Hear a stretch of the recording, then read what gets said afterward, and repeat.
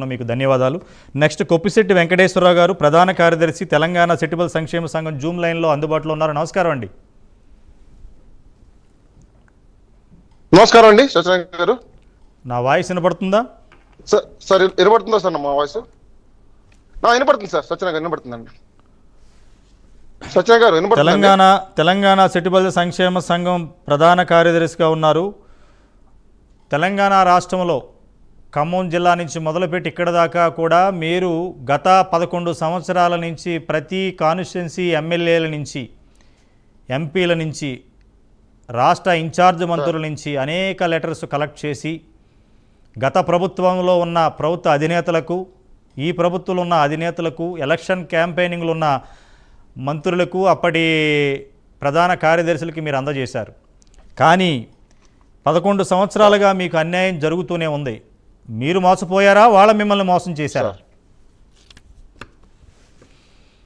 నమస్కారం అండి సత్యనారాయణ గారు. ముందుగా ప్రైమ్ 9 న్యూస్ పెద్దలకి, యాజమాన్యానికి, అదేవిధంగా మా మిత్రులు 26 కులాల మిత్రులు ఉన్నారు, అలాగే మా పెద్దలు మూర్తి గారు, శ్రీనివాస్ గారు రైలో ఉన్నారు, వారందరికీ కూడా నా యొక్క నమస్కారములు. మీరు ఈరోజు ఏదైతే ఈ సబ్జెక్ట్ ని టేకప్ చేశారో నిజంగా మీకు ఎంటైర్ సమాజం తరపున మీకు ధన్యవాదాలండి. Thank you. 11 సంవత్సరాలుగా ఈ రాష్ట్రంలో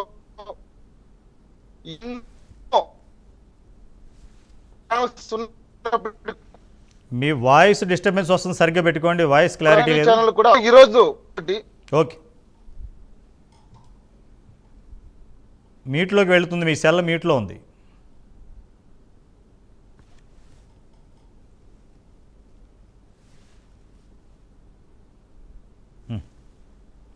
ఓకే, మళ్ళీ మాట్లాడదాం.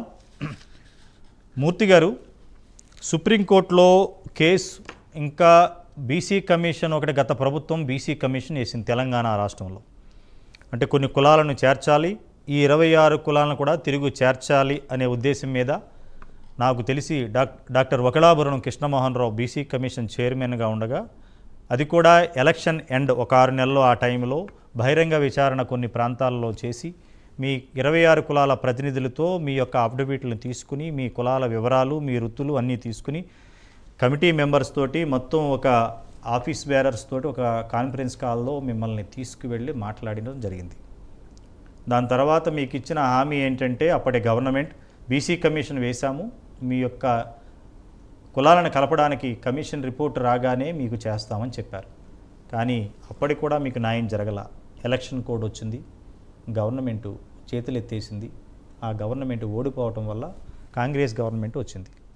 కాంగ్రెస్ గవర్నమెంట్ వచ్చాక మీరేమైనా మళ్ళీ కోర్టులో ఏదైతే కేసు నడుస్తుందో సుప్రీంకోర్టులో, ఈ కాంగ్రెస్ గవర్నమెంట్ వచ్చాక ఈ కులాలను తిరిగి మళ్ళీ చేర్చుకుంటున్నామనే ఒక అఫిడవిట్ కానీ, లేకపోతే గత ప్రభుత్వం వేసిన బీసీ రిపోర్ట్ ఏదైతే పెండింగ్ ఎట్ గవర్నమెంట్లో ఉందో ఆ రిపోర్టును కొనసాగింపుగా కోర్టుకి ఇవ్వటం కానీ ఏమన్నా జరిగిందా ఈరోజు వరకు?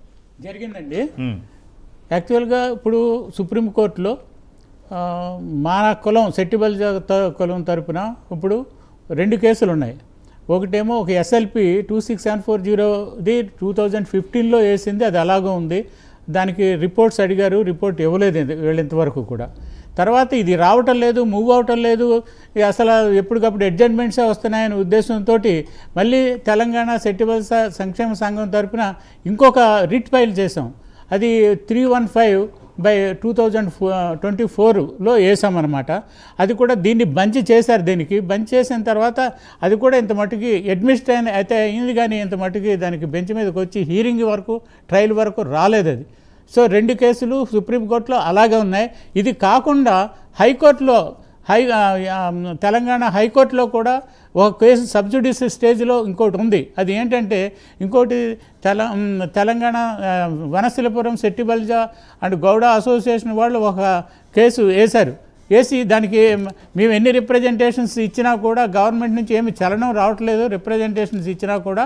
అలాగే బీసీ కమిషన్ ఒకసారి రికమెండ్ చేసింది, ఏమని, ఈ సెట్టిబల్జా కమ్యూనిటీని ఇందులో చేర్చండి, అది by mistake mistake of facts ప్రకారం అది జరిగింది, అది తప్పు జరిగింది, అందుకని అది రెక్టిఫై చేయండి అని చెప్పి ఒక ఆర్డర్ ప్రకారం 2015లో ఒక ఆర్డర్ ఇచ్చారు. ఆర్డర్ ప్రకారం దాన్ని చేర్చండి అని చెప్తే దాన్ని బేస్ చేసుకుని మేము రిప్రజెంట్ చేయడం జరిగింది.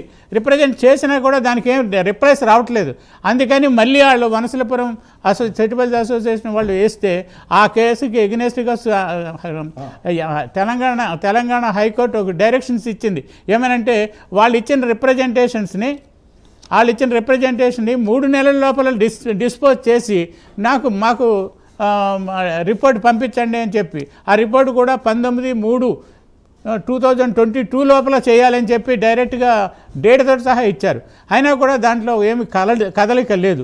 సో ఇప్పుడు 3 కేసులు కోర్టు పరిధిలో ఉన్నట్టు, ఒక కేసు తెలంగాణ హైకోర్టు, 2 సుప్రీంకోర్టులో ఉన్నాయి. 2 కూడా లైవ్లో ఉన్న కేసెస్ అన్నమాట.